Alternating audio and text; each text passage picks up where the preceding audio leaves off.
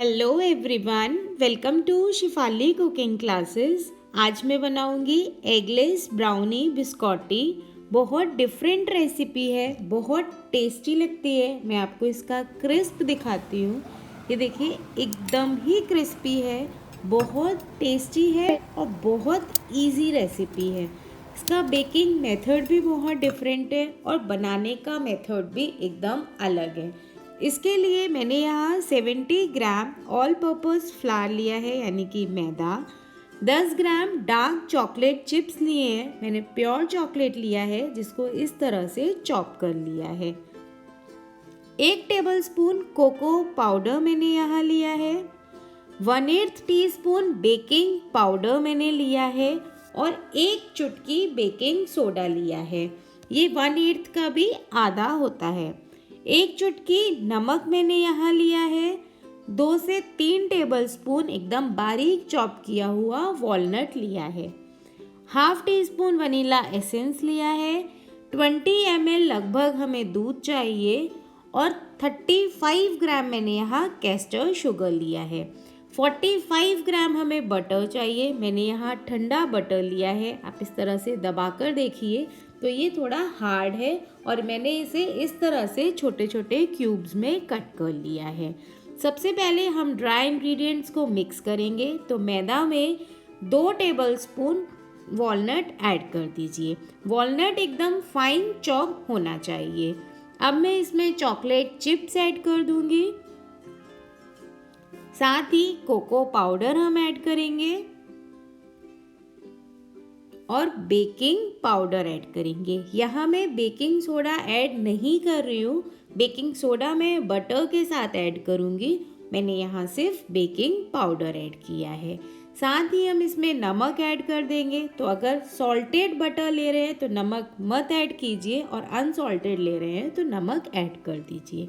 सभी dry ingredients को mix करने के बाद अब एक बोल में बटर लीजिए। बटर थोड़ा ठंडा ही लीजिए, जिससे बिस्कॉटी क्रिस्प बनेगी। इसमें शुगर ऐड किया मैंने और इस तरह से अब इसको हैंड बीटर की हेल्प से इसको क्रीमी करेंगे। एकदम अच्छे से इसको विस्क करना है। तो शुरू में लो स्पीड में करिए और उसके बाद स्पीड को हाई करके इस तरह से बटर को क्रीमी कर लीजिए।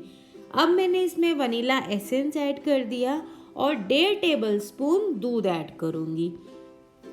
तो ये मैंने 1.5 टेबलस्पून मिल्क ऐड किया और इसको भी हम अच्छे से विस्क कर लेंगे, बटर के साथ मिक्स कर लेंगे। अब यहाँ बेकिंग सोडा ऐड करेंगे और इसे भी हम मिक्स कर लेंगे। तो ड्राई इंग्रेडिएंट्स भी सभी एक साथ हैं और वेट इंग्रेडिएंट्स भी। अब हम ड्राई इंग्रेडिएंट्स को वेट इंग्रेडिएंट्स में मिक्स करेंगे और एक डो जैसा बनाएंगे। तो पहले हल्का सा इसे मिक्स कर लीजिए। तो ये देखिए, थोड़ा सा इकट्ठा हो गया है। अब हमें जो हमारा हैंड बीटर है इसको क्लीन करना है। हमेशा ध्यान रखिए, हैंड बीटर को प्रॉपरली क्लीन करिए। अगर आप क्लीन नहीं करेंगे तो आपके मेजरमेंट्स चेंज हो जाएंगे।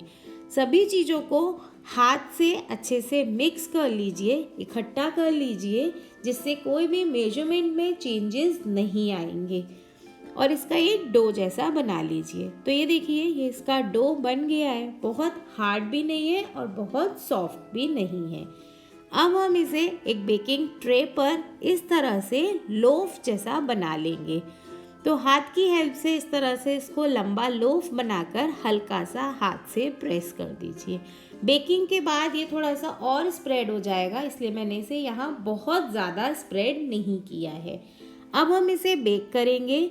तो मैं इसे बेक कर रही हूँ 160 पर। नीचे का कॉइल मेरा ऑन है और इसे बेक होने में लगभग 18 मिनट लगेंगे। तो 18 मिनट हो गए हैं, ये हमारा बेक हो गया है, आप देख सकते हो। अभी ये एकदम गर्म है, हमें इसे कम्प्लीटली ठंडा करना है। इसे ठंडा होने में लगभग आधा घंटा लगेगा। आप इसे एक रैक पर निकाल कर रख दीजिए और जब तक ये पूरा ठंडा नहीं हो जाएगा तब तक आप इसे कट मत कीजिए। इसे हम 2 बार बेक करेंगे। तो यहाँ ये थोड़ा सा ठंडा हो गया है। अब हमें इसे कट करना है और फिर हम इसे ड्राई करेंगे। तो आप देख सकते हो ये बहुत अच्छे से बेक हुआ है। अब मैं इसके स्लाइसेस कट करूँगी। तो जैसे हम ब्रेड के स्लाइस कट करते हैं उसी तरह से हमें इसके स्लाइस करने हैं। तो एक शार्प नाइफ से आप इस तरह से अपने अकॉर्डिंग, आपको जितना मोटा जितना पतला चाहिए उस अकॉर्डिंग आप इसको कट कर लीजिए। तो यहाँ मैंने एक कट कर लिया है। ध्यान रहे इसको कम्प्लीटली ठंडा होने के बाद ही कट करना है। ये देखिए एकदम परफेक्टली हमारी बिस्कॉटी निकली है। अब हम इसे एक ट्रे पर निकालेंगे और इसको हम ड्राई करेंगे। इसको हम वापस से बेक करेंगे जिससे ये एकदम क्रिस्पी हो जाएगी। ये ऐसे खाने में भी बहुत टेस्टी लगती है, बट अभी ये क्रिस्पी नहीं है। तो मैं इसे वापस से बेक करूँगी। अभी मैंने इसको 145 पे बेक किया है। दोनों कॉइल मेरी ऑन है और इसको हम 10 मिनट के लिए बेक करेंगे। तो यहाँ देखिए 10 मिनट हो गए हैं, हमारी बिस्कॉटी बेक हो गई है, एकदम क्रिस्पी है, एकदम गर्म है। अभी इसको ठंडा होने के बाद आप एयर टाइट कंटेनर में स्टोर कर सकते हैं। इसकी शेल्फ लाइफ भी बहुत ज़्यादा होती है। इसको इजीली आप 8 से 10 दिन इजीली स्टोर कर सकते हैं। तो ये देखिए एकदम क्रिस्पी है, परफेक्टली बेक हुई है, बहुत टेस्टी लगती है, बहुत यूनिक रेसिपी है। इसे आप ज़रूर ट्राई कीजिए। इसका क्रिस्प देखिए,